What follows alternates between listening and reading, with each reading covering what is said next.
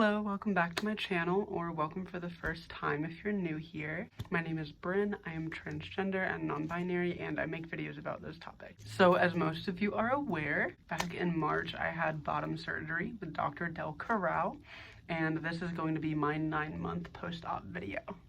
Now, if you haven't seen my other videos, I do have post-op videos, and I also have vlogs that I took the days leading up to surgery and the week or two after surgery. So if you haven't seen those, I would definitely recommend watching those because they're going to cover some things that I'll probably forget in this video since it's been so long.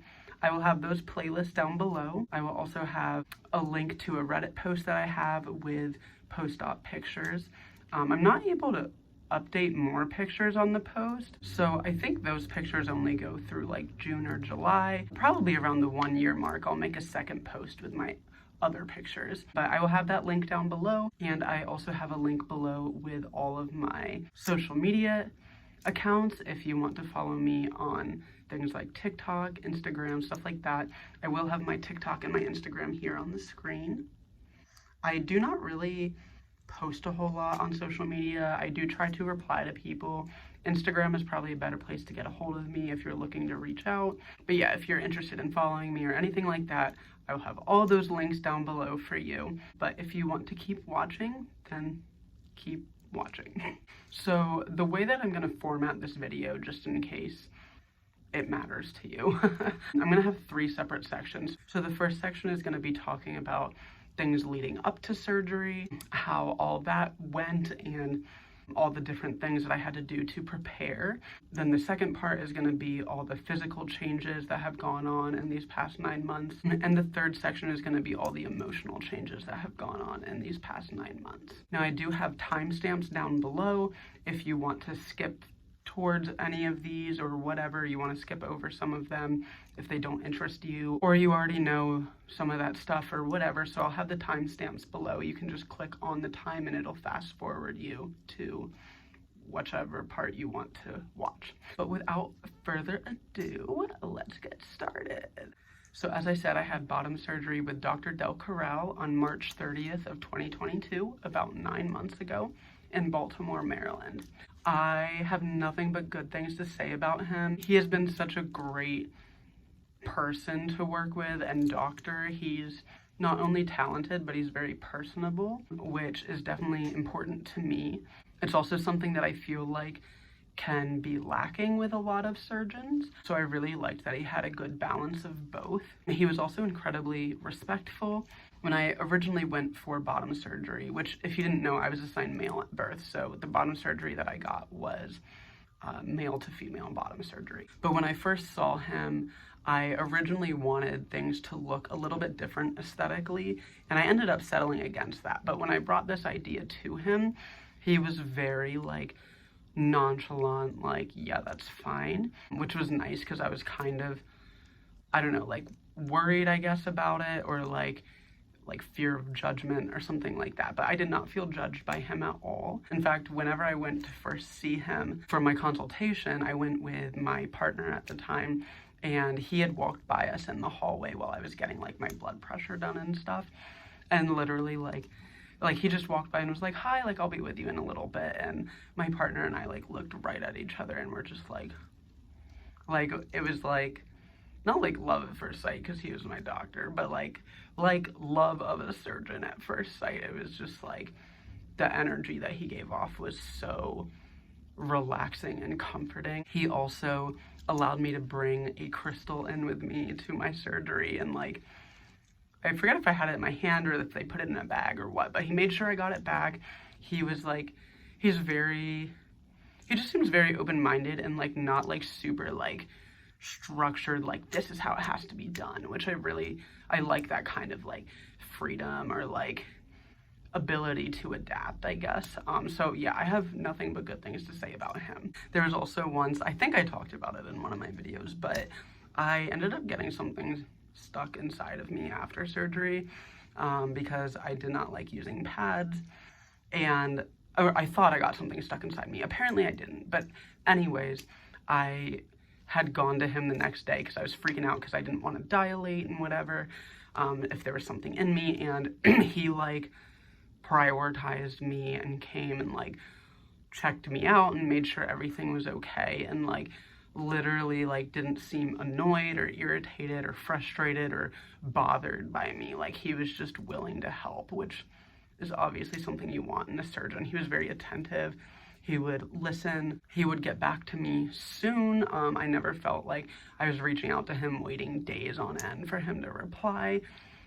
Just really good person and good surgeon and professional and all that kind of stuff. Plus he took my insurance, so that was great. So to get into a little bit of like what things were like beforehand. So I didn't have to stop HRT before surgery, which was very nice. I know some people have to stop, especially if you're on something like estradiol, because that can cause blood clots, but I guess there's been evidence to show that it doesn't really matter. So he was fine with me not stopping my HRT, which was very good for me because I have bipolar disorder and hormones can trigger different episodes and stuff, and there was once where I ran out of some of my hormones for like a week and like, oh my god, I went fucking berserk. So I was very happy that I did not have to go off of HRT. I did have to stop using the devil's lettuce before surgery. It depends on your surgeon. You'd have to ask. For him, I think it was 2 weeks, and I take the form of edibles, so it might be different if you like smoke or vape or things like that. But I was able to start right up after surgery again. I know he did mention that smoking is a little different because when you're healing, smoking can cause issues with oxygen, which can cause issues with healing. So smoking might be a little different, but for edibles, it was 2 weeks beforehand that I had to stop, and then I was able to start right away afterwards. Also, for alcohol use, I don't use alcohol very often. My friend group had a party like 2 days before my surgery or something, and I did not drink because I guess that can also influence anesthesia, because that's why you have to stop the devil's lettuce, or really any kind of like drug use. You're gonna want to stop. You're gonna want to confide in your surgeon because they can interfere with anesthesia, and that can be really dangerous. So even if it's like uncomfortable, like if you're doing something that may not be legal, I would still highly like pressure you into talking to your surgeon about it, because they're gonna know how to keep you safe. In addition to that, I did have laser hair removal. Now, it was not required by Dr. Del Corral. A lot of surgeons do require it. He recommended it, but I guess the way that they do the surgery, they like scrape off all the follicles, so it's like theoretically not supposed to matter if you get laser or electrolysis or anything like that, but if they were to miss a follicle when they were scraping it, then you could get a hair that grows inside you, which like, ugh. So I did get laser hair removal, but I did not get the full extent of it. I probably would have, except for the fact that I was using my insurance to get surgery, and I was on my mom's insurance, and I turned 26 this past July, so I needed to get surgery done before then. But I also wasn't too concerned because I trusted him, and I haven't had any issues since surgery with like any internal hairs or anything like that. As far as like approval for surgery, I can't remember what his requirements were exactly, but what I did, I got a letter from my therapist, and I got a letter from my endocrinologist, which showed that I was on hormones for a long time. My therapist said I was of sound mind. I also had to get a letter from my psychiatrist because I have bipolar disorder. And so she had to like say like, yeah, like Bryn actually wants this. Bryn is not just like manic or something like that. But I don't know if you would normally need a psychiatrist letter if you don't have psychiatry problems. And on top of that, I also had to get approval from my cystic fibrosis doctor because I have CF, which is a lung problem, which can cause issues with anesthesia. So I actually did have one time where getting put under anesthesia really messed with my lungs, and it was like a whole problem. I do have a video about that, but it's really old, so like I was just watching it and I take forever to like actually get to the story and whatever, so it might not be like the most entertaining to watch, but if you're interested, I'll leave that in one of the corners so you can watch that if you're interested. So I had 4 letters that I gave him. I'm not sure that they would all be necessary if you don't have the same issues that I have. I can't remember his exact requirements, but you're definitely gonna probably need at least 2 letters. I'm pretty sure most surgeons require 2. But that's it for pre-surgery things. And now I want to get into the physical changes and things like that. So the first thing I want to talk about is dilation, which basically, if you don't know what that is, whenever you get bottom surgery, you know, you have a hole and your body doesn't realize that you want to keep it that way. So you have to take these things that are like plastic, like shaped like a cucumber, basically. You put it in there for, at first, multiple times a day, and over time you do it less and less, but it helps your body from closing the part of your body that you just made. So at first, I think Dr. Del Corral had me do it 3 times a day for the first 3 months, then twice a day for the next 3 months, and then once a day for 6 months to a year. But I did it a little differently. I did it a lot extra in the beginning. He said to only do it for 15 to 20 minutes. I would normally do it anywhere from like 40 minutes to an hour. And I was able to go down to twice a day dilation after 2 months, which I did on my own. He didn't recommend that, but it just kind of happened that I didn't have time to be doing it 3 times a day, but it ended up being okay because of all the extra time I did in the beginning. And then after, like, I want to say 4 or 5 months, I jumped down to once a day. And now at the 9-month mark, I am at once every like 2 or 3 days. I haven't had any issues. The main issue that can happen if you don't dilate enough is that you lose depth. And so there have been times where I've missed too many days, but then if I just kind of double up or whatever, it seems to get back to normal just fine. So I'm okay kind of wiggling it around and seeing how things go. But that's been perfectly fine for me. I'm not on any painkillers or any muscle relaxers like I was in the beginning. I probably ended those around month 4 or 5. Everything's like basically comfortable. Honestly, it doesn't bother me at all. Sometimes it's annoying because I don't feel like doing it, but it's not really a pain or anything like that. There's 4 different sizes, and I use the 2nd and the 3rd size.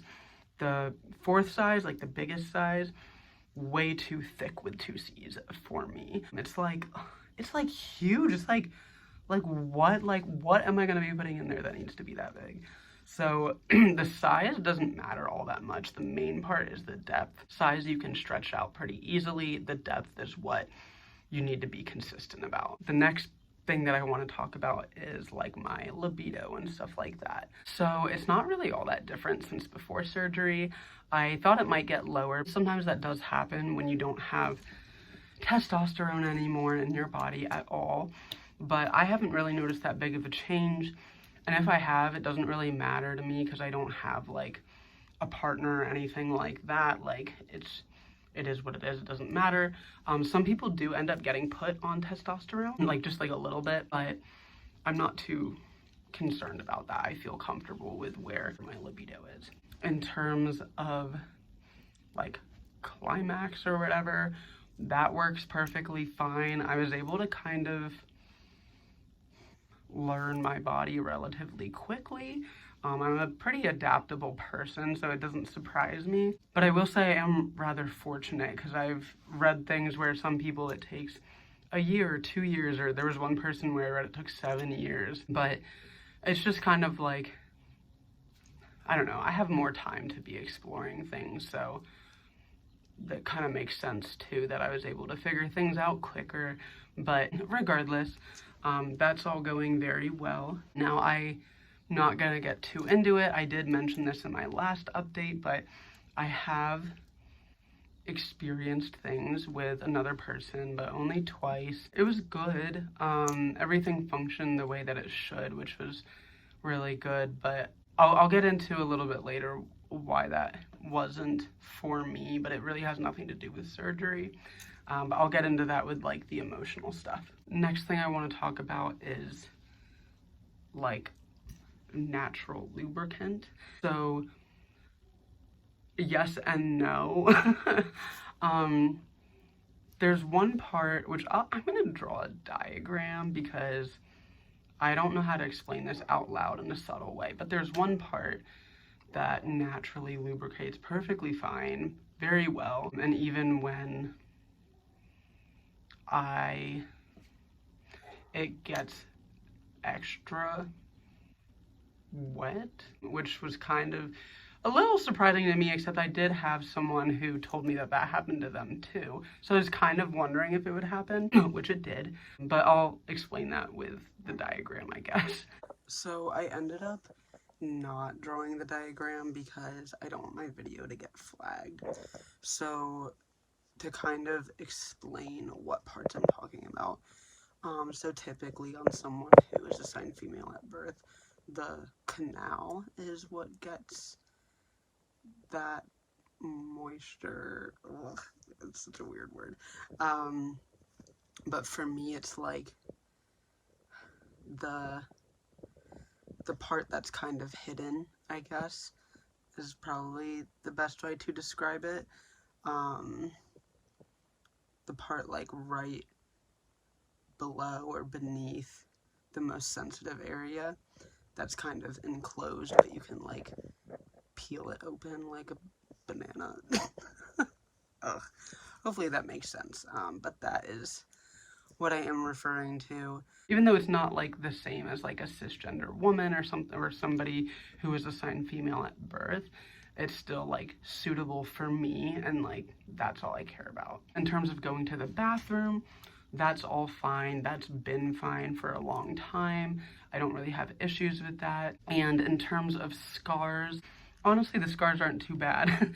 I can't really see them typically just from the angle that I'm at, but they're not too bad. They're definitely probably noticeable. Like if someone was looking for them, they'd find them. Maybe if it was like very light in the room and somebody was looking at me there, they could see them. I'm not entirely sure.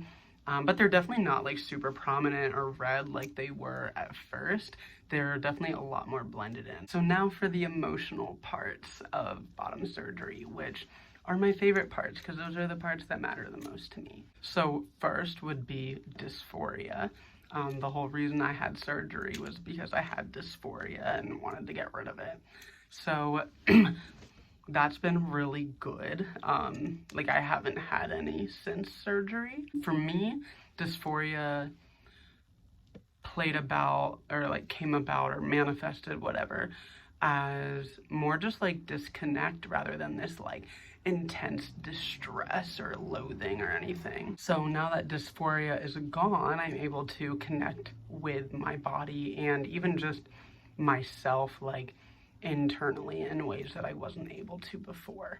It was kind of like if you were to draw a diagram of a person, it was like I felt like there was literally nothing down there. Like, I don't know, it was just kind of like this roadblock, I guess. I don't quite know how to explain it, but it was challenging to deal with, and the fact that I've had surgery now, I'm able to connect with my body in ways that I wasn't able to before, which is just like internally very freeing and also very comforting because I feel like my body is my home now, and I didn't necessarily feel that way before. A good example of this is that I'm able to look in the mirror at my body down there, and I was never really able to do that before. I instinctually avoided all those parts, and I didn't even realize how much I avoided them until I wasn't avoiding them anymore.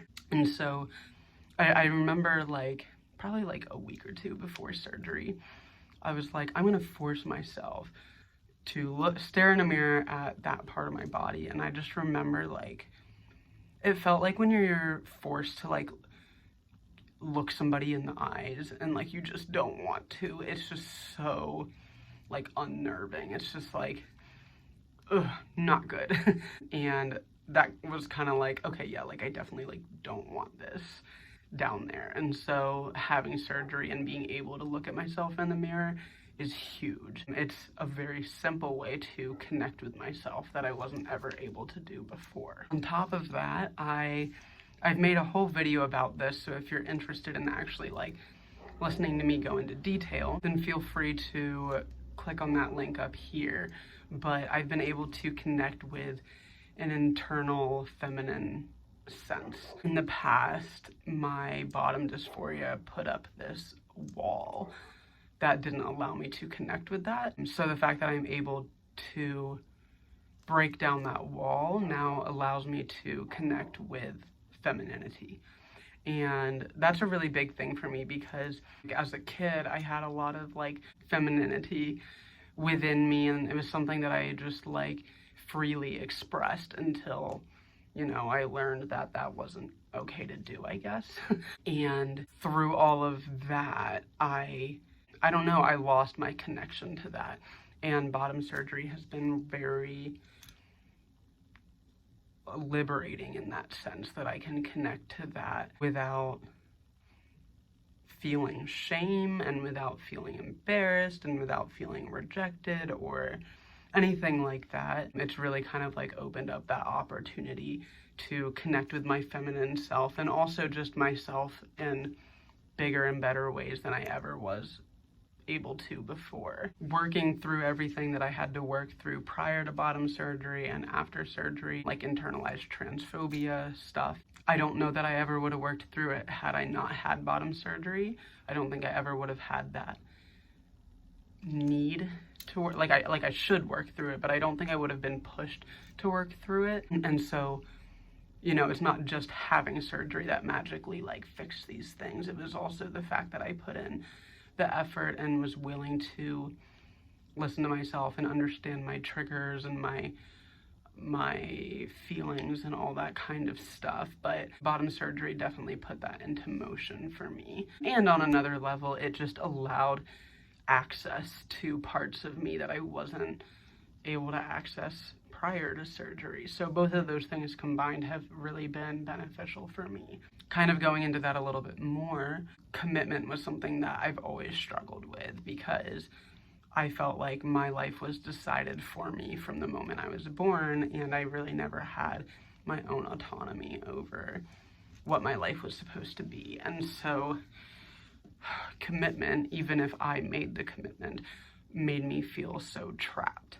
And I do not like feeling trapped. Most people do not. But part of that was because I viewed commitment and freedom as like opposite things. You either commit and you lose your freedom, or you have your freedom and you don't commit. But through bottom surgery, I've really been able to understand that sometimes those two things can actually be one and the same.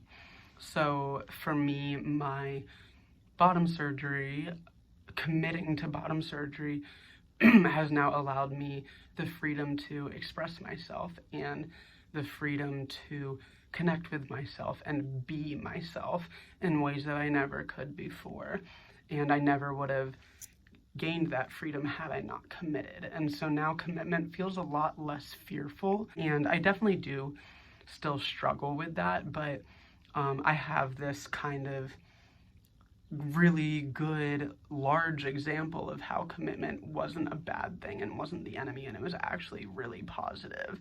So that's definitely been really helpful, even in just like making decisions now that aren't related to like transitioning or anything like that, but just being able to set goals for myself and things that I guess may seem simple to people, but things that really held me back, because in the past I've been very much like an idea kind of person, like, oh, I want to do this, or this is interesting, or this is important to me, but I could never really take charge of that. And I feel like since bottom surgery, I've been able to take charge of things a little better, partially because the whole like, okay, commitment isn't necessarily a bad thing, but also just because I don't have dysphoria weighing over me and taking prioritization over these other things. So it's opened up doors in so many different ways. I don't know, it's just been really helpful, and I'm really glad I had surgery.